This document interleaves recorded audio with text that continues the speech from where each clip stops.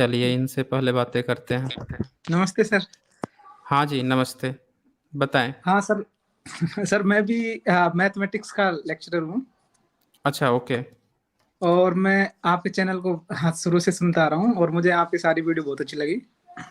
जी, okay, शुक्रिया।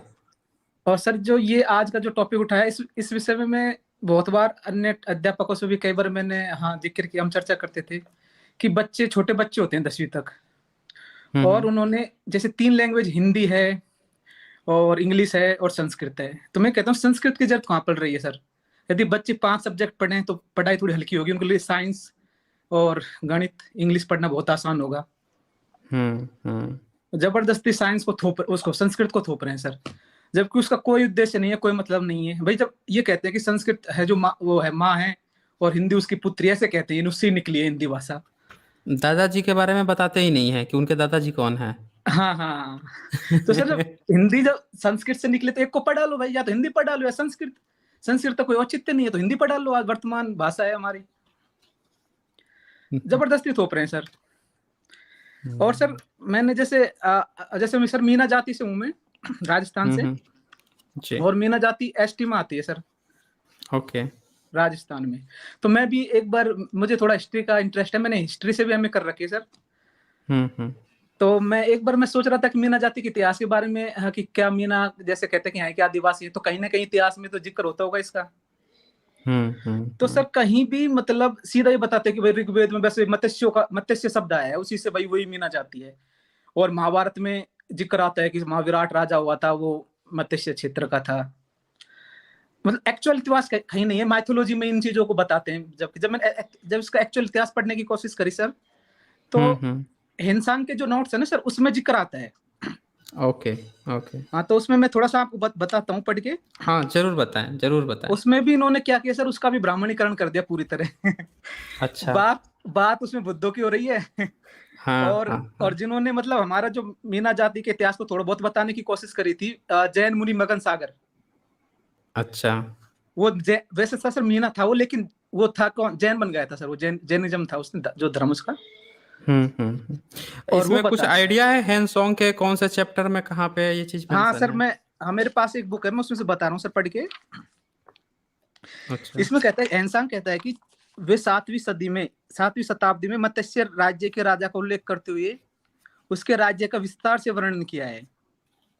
वह अच्छा। कहता है कि शतद्रु के दक्षिणी पश्चिम में फिर जाते हुए हम पोलियो टोलो पारियात्र विराट क्षेत्र, सर विराट नगर ये यहाँ पर पड़ता है जयपुर के पास, विराट क्षेत्र वैराट, जिसमें अशोक के वो पाए थे, अशोक के वो भी मिला है वहां पर शिलालेख, वैराट क्षेत्र में। पोलियो टोलो है ना? हाँ शतद्रु से पोलियो आगे। टोलो। हाँ शतद्रु पोलियो से आगे और मथुरा से पहले। हाँ पोलियो सर वही टोलो। हाँ पर्यात्र। पोलियो टोलो, जिसे हम्म। पारियात्र विराट, इसको मतलब हाँ इन्होंने हाँ। वो किया गया है इसको, इसका जो अर्थ किया है वो पारियात्र विराट के रूप में किया है इसको, पोलियो टोलो का। हम्म। आगे कहता है कि यह देश 500 मील के घेरे में है और इसकी राजधानी लगभग 2.5 मील यानी 14-15 ली है सर, चाइनी जो है ना वो मापन। हम्म। इसमें आगे लिखता है ये अन्न का बाहुल्य है और गेहूं की साख काफी देर की होती है। 60 दिन बाद ही पक जाने वाला एक अद्भुत प्रकार का चावल होता है। बैल तथा हम्म। भेड़ों की अधिकता है, फूल फल कम है, आब हवा हम्म। गर्म तथा लाभदायक है, हम्म। लोगों के तौर तरीके दृढ़ तथा भयप्रद हैं, विद्या के प्रति आदर है हम्म। और साधु संतों का भी सम्मान करते हैं। राजा वैश्व जाति का है सर, मीणा को क्षेत्र है, मीणा का मतलब मीणा का वहां का वो है जो सरदार जो भी होगा, बात लिख रहा है राजा वैश्व जाति का है। अब इन्होंने अर्थ ऐसा कर दिया, राजा व्यापार वगैरह करता होगा तो उसे वैश्य बना दिया इन्होंने, मतलब उसका उसमें अर्थ हाँ, को। ये वो है ना, इसका अनुवादक जो है ना वो खुद ही ब्राह्मण है, ठाकुर हाँ प्रसाद वही तो सर। शर्मा है। ठाकुर आगे प्रसाद सर। शर्मा ब्राह्मण है, तो उसने क्या किया है ना कि व्यापार जाति को इसने बहुत घालमेल किया है। वही तो इसका सर। घालमेल बहुत भयंकर घालमेल इसने किया है। मैं कभी खोलूंगा इसको अच्छे से। और हाँ, आगे बताए, सर आगे देखो, बोले। आगे आगे लिखा वह वीर और योद्धा है, साथ में लिख रहा है वह वीर और योद्धा है। हम्म। 8 संगाराम प्राय नष्ट तथा थोड़े से पुरोहित हैं। आठ हम्म। संगाराम प्राय नष्ट हाँ। तथा थोड़े से पुरोहित हैं जो हम्म। धार्मिक ग्रंथों का अध्ययन करते हैं। हाँ, धार्मिक ग्रंथ मतलब बौद्धों के ग्रंथ। हाँ संगाराम में तो सर बुद्ध की बात कर रहे होगा ये, बुद्ध हाँ, आगे बुद्ध की लिखता है। बुद्ध, हाँ हाँ। आगे लिखता है विभिन्न संप्रदायों के देव मंदिर हैं। विभिन्न संप्रदायों का देव मंदिर नहीं है, वो गलत ट्रांसलेशन किया है। असली ट्रांसलेशन इसका है, मैं आपको बताता हूँ। कुल 8 संघाराम उजड़े पुजड़े हैं, जिनमें हम्म, थोड़े से हम्म। हीनयान पंथ के भिक्षु निवास करते हैं। हाँ, और आगे आते सर ये बात। देव मंदिर 10 हैं। तो देव हाँ, मंदिर जो हाँ। बोल रहा है ना, वो कहा वो जाता था महायानियों का। महायान महा शाखा के, बिल्कुल हाँ, सर, महायान बिल्कुल। शाखा देव मंदिर बनवाता था। और हाँ, हीयान हाँ, शाखा जो था वो सिर्फ हाँ, संघाराम में रहता था, इसीलिए दोनों का बिल जिक्र आता है कि हाँ, हाँ, पहले बिल्कुल। जिक्र उसका आया, फिर इसका जिक्र हाँ, आया। हाँ। हाँ। इसमें फिर ये कह रहा है कि इससे 500 ली या इतना चलने हम्म पर हम मोतुलो यानी मथुरा देश में आते हैं। अच्छा, ये एक भी लिखा है कि जिसमें विभिन्न प्रकार के 1000 उपासक भी हैं। हाँ, आगे आ रहा है सर, ये चीज भी लिखा है इसने, कि लिखा है कि हम्म यह एक दिलचस्प बात है कि इस प्रदेश में 7वीं शताब्दी में बौद्ध धर्म अवनति पर था, हम्म जिसके कुछ अनुयायी मात्र हीनयान शाखा के थे, हम्म जबकि हिंदू धर्म के अनेक मंदिर और लगभग 1000 अनुयायी थे। हिंदू नहीं, ये गलत हाँ, लिखा है उसने, देखिए उसने घालमेल हाँ, कर दिया कि कौन है उसका हाँ। अनुवादक, अनुवादक कौन है। सर ये पुस्तक तो वैसे ये पुस्तक भी मतलब ये रावत सारस्वत हुआ था जिन्होंने मीणाओं के इतिहास के बारे में लिखा था। अच्छा, ये अलग से, ये थर्ड पार्टी है। मैं आपको बताता हाँ। हूँ, ओरिजिनल मैंने किताब उठाया है जिसका अच्छा, अच्छा, ट्रांसलेशन किया है ठाकुर प्रसाद शर्मा ने। तो अच्छा, इसने अच्छा। वहाँ पे ये हिंदू धर्म की चर्चा ही नहीं है। पहले चर्चा करता है हीयान का, कि हीयान रहते हैं, हाँ, थोड़े से हीयान हैं, और उनके 8 संघाराम हैं जो उजड़े हाँ, पुजड़े हाँ, हैं। हाँ। और बाकी महायानी हैं, उनके 10 देव मंदिर हैं। महायानियाँ 1000 उपासक हैं, ये बात आई है। हाँ, हाँ। ये बिल्कुल, लोग क्या बिल्कुल। करते हैं ना, हाँ, हम लोगों का जो इतिहास जो बिगाड़ा गया है, उसमें इन लोगों ने महायानियों को हिंदू कह दिया है। उन्होंने ये गड़बड़ कर दिया है। बस, बस यही तो सर। देव मंदिर को इन्होंने हिंदुओं का मंदिर समझ लिया है। बस अब जैसे यहीं सर से जो है ब्राह्मणीकरण हो जाता है। हमारे हाँ। काम में जैसे हमारे मीणाओं को कुछ को महादेव कहते हैं, क्योंकि उनके घर के आगे कोई महादेव का वो बताया कोई पहले। तो महादेव मेरे हिसाब से वही बुद्ध जी के मतलब बुद्ध अनुयायियों के लिए, उनके लिए हाँ महादेव शब्द हाँ यूज हाँ, होता है। बुद्धिस्ट मॉन्क्स को ही महादेव कहा गया है। बहुत सारे जो होते थे ना देव, महादेव, हाँ, देव हाँ, कहा हाँ, जाता था जो नॉर्मल भिक्षु होते थे, उनका जो प्रमुख होता था वो महादेव होता था। और कुछ के फिर तो नाम भी महादेव थे।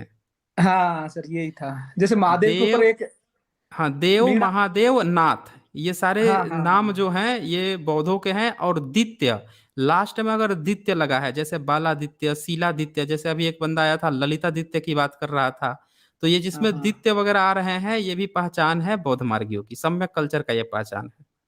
हाँ। सर हम खुद ही मतलब इस ब्राह्मण धर्म से ज्यादा परिचित नहीं थे ना, इनके बार त्योहार हमारे एसटी में मनाए नहीं जाते बिल्कुल भी। हम छोटे छोटे थे हम्म ना, अब तो ये थोड़ा सा टीवी वगैरह और ये इनसे अखबार वगैरह से लोग अब मनाने लग गए त्योहार वगैरह हिंदू धर्मों के। नहीं, पहले हम हमारे अलग ही था कल्चर, हम जानते भी नहीं थे इन चीजों के बारे में इतना ज्यादा। रामायण महाभारत टीवी देखने से ये जब ये आए थे प्रोग्राम वगैरह, सीरियल वगैरह, हम्म। तब लोग जानने लगे थे। नहीं, लोग इन चीजों से इतने ज्यादा परिचित ही नहीं थे। और जैसे मैंने एक किताब और पढ़ी सर, ये थी जिसने सैनदीप लिवी का गोंडी में उद्वाचन किया था, ये है ना मोतीराम कंगाली सर। हम्म। अब इसने तो अब इनको जैसे मीन का आधार पर ये माना कि भाई मीन शब्द है जो द्रविड़ भाषा का शब्द है, और उसके आधार पर हमें मतलब ये माना है कि हमारी जो पुरानी लैंग्वेज हम लोग खो चुके हैं। जैसे भील और मीणा जो एसटी के हैं, वो अपनी जो पुरानी लैंग्वेज है द्रविड़ भाषा, हम्म उसको खो चुके हैं, हम्म क्योंकि ये भारत के उत्तर पश्चिम क्षेत्र में है ना सर।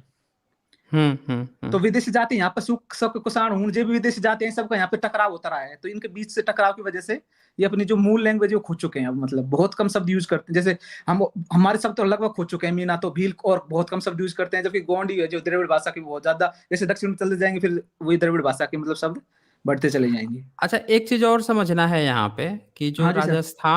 राजस्थान है, वहाँ पे हम्म। जितने ओल्ड इंस्क्रिप्शन मिले हैं वो हाँ, सारे हाँ, पाली प्राकृत के हैं। हाँ, हाँ। द्रविड़ के नहीं हैं, पाली प्राकृत के हैं। बिल्कुल सर, पाली प्राकृत के हाँ, सारे। तो पाली लेकिन प्राकृत जो है मीना समाज का कभी भाषा रहा था। और जो द्रविड़ की जो बात ये लोग कर रहे हैं ना कि द्रविड़ हाँ, हाँ। रहा होगा, तो हम्म। उसके अभी पुख्ता सबूत नहीं है। उसमें सर वो पुख्ता सबूत नहीं, इस आधार पे कहते हैं एमपी में भी मीना है सर, वहां ओबीसी में आते हैं हम्म हालांकि। हम्म। तो वो मीना वही गोंडी उनके जो उनके बीच में लगभग उनका एक ही तरह रहन सहन एक जैसा ही है, एक साथ ही है लगभग जो ये जो गोंडी हैं और जो मीणा है।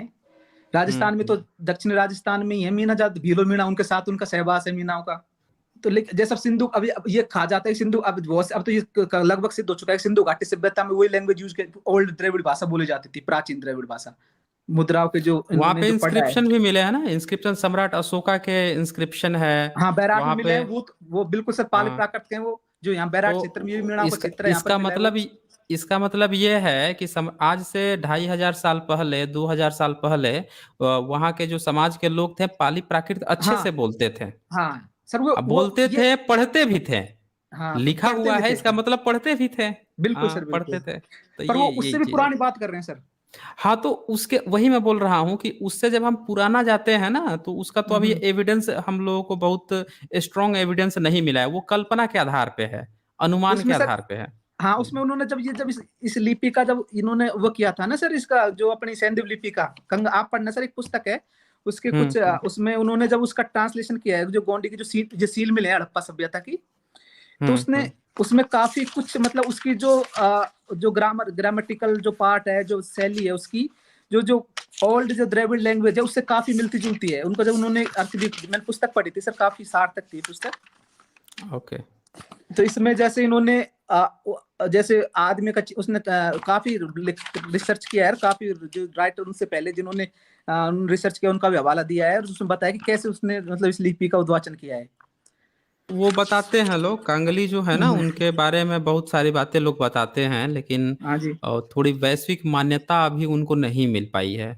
उन्होंने जब सर। लिखा है, हाँ हाँ। तो ये थोड़ा सा एक चक्कर है उसमें।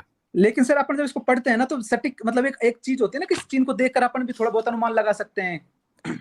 नहीं, देखिए मत्स्य राज, एक चीज हमें समझनी होती है, कभी होता हाँ क्या है ना कि जो जो चीज, जो क्लेम हम इन पे करेंगे ना कि हम्म इन्होंने हम्म पढ़ लिया है, ऐसा हम्म। ही एग्जैक्ट सम्राट अशोक के इंस्क्रिप्शन पे भी हुआ था।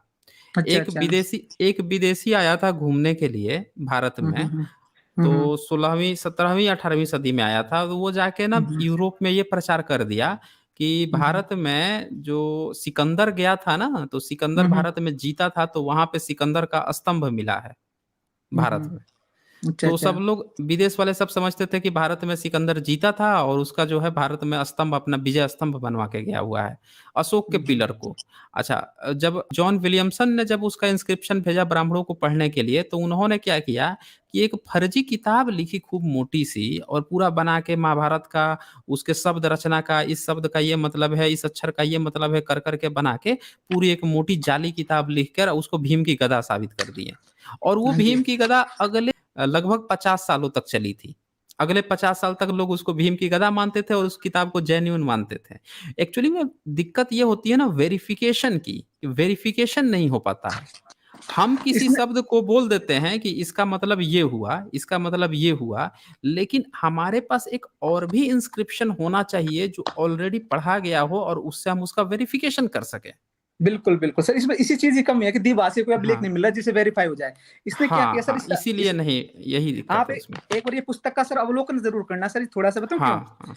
इसमें एक हम्म। जैसे उसने क्या, जैसे मानव चित्र है एक खाली, उसको उसने आल शब्द यूज किया उसके लिए, आल। तो फिर हम्म उसने जो गोंडी भाषा का शब्द है, इसको मानव को आल भी कहते हैं गोंडी में, फिर उसने उस व्यक्ति के हाथ में एक लठ है, तो लठ को गोंडी में डंडा कहते हैं, तो डंडाल और या कोलाल, तो शब्द का अर्थ निकल रहा है उस भाषा में, गोंडी भाषा में। फिर दो लठ है तो हम्म उसको इरु बोलते हैं, दो को डंडा, फिर आल इरु डंडाल, उसका भी शब्द का अर्थ निकल रहा है गोंडी भाषा में।